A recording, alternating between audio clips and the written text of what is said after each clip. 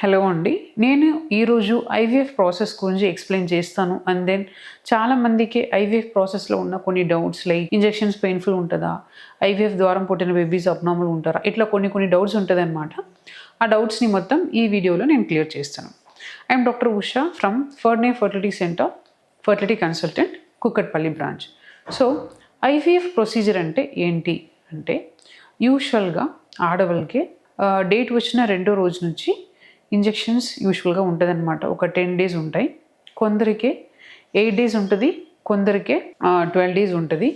So అట్లా అన్ని రోజు ఇంజెక్షన్ ఇచ్చిన తర్వాత యూజువల్గా డేట్ వచ్చిన రెండో రోజు నుంచి ఇంజెక్షన్స్ ఉంటాయి. కొందరికి 8 days ఇంజెక్షన్స్ ఉంటాయి, కొందరికి 12 days ఇంజెక్షన్ ఉంటాయి, కొందరికి 10 days ఇంజెక్షన్ ఉంటుంది అనమాట.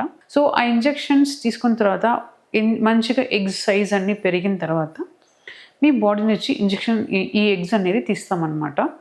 సో అది అండర్ షార్ట్ జనరల్ అనస్థీషియా ఇచ్చి మీ బాడీ నుంచి ఎగ్స్ అనేది తీస్తాము. సో ఆ సేమ్ డే మీ హస్బెండ్ కూడా శాంపిల్ ఇస్తారు.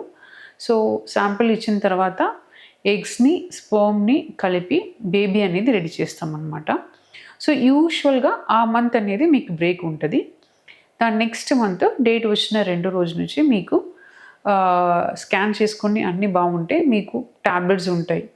సో ఆ ట్యాబ్లెట్స్ అనేది మీకు యూజువల్గా 10 days 12 days అట్లా ఉంటుంది అనమాట. సో అది ట్యాబ్లెట్స్ వాడిన తర్వాత మీకు మళ్ళీ స్కాన్ ఉంటాయి. ఆ స్కాన్లో మీకు గర్భసంచి పొర ఎలా ఉంది అని చూసుకొని మంచిగా ఉంటే ఎంబ్రియో ట్రాన్స్ఫర్ ప్రొసీజర్కి మనం ముందు వెళ్ళొచ్చు అనమాట.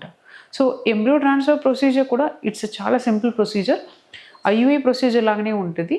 పేషెంట్కి అనస్థీషియా ఏం అవసరం ఉండవు అనమాట.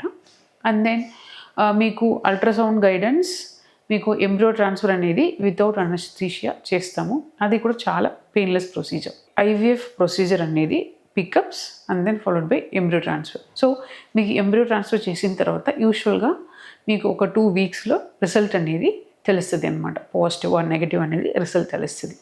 సో దీంట్లో చాలామందికి ఇప్పుడు ఐవీఎఫ్ ప్రాసెస్లో ఇచ్చిన ఇంజెక్షన్స్ చాలా పెయిన్ఫుల్ ఉంటాయి, చాలా ఎక్కువ ఇంజెక్షన్స్ ఉంటుంది అని భయపడతారనమాట.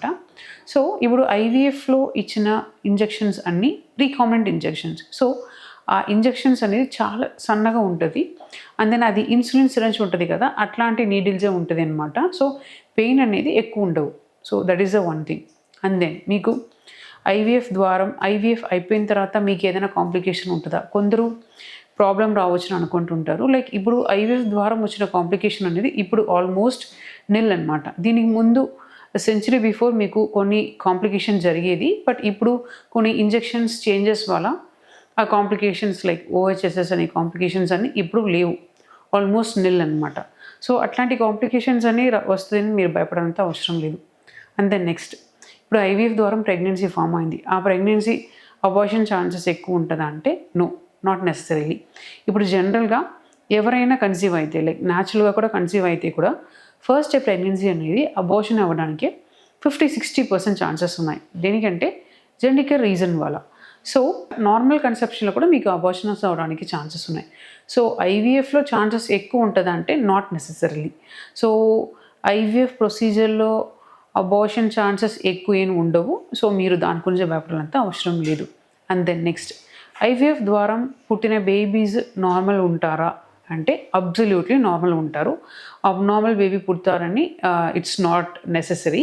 సో జనరల్గా ఎవరికైనా బేబీ పుడితే ఇన్ జనరల్ ఎవ్రీ పాపులేషన్లో 5% రిస్క్ ఆఫ్ మైనర్ అనామలీస్ అని ఉంటాయి. Like maybe club foot, club palate, అట్లా చిన్న అనామలీస్ అనేది ఫామ్ అవడానికి ఛాన్సెస్ ఉన్నాయి. అది ఐవీఎఫ్ ప్రెగ్నెన్సీకి మాత్రం కాదు, జనరల్ పాపులేషన్లో ఎవరికైనా ప్రెగ్నెన్సీ వస్తే అట్లా ఒక 5% minor complications like minor problems, 2-3% major problem like heart diseases అన్నీ రావడానికి ఛాన్సెస్ ఉన్నాయి.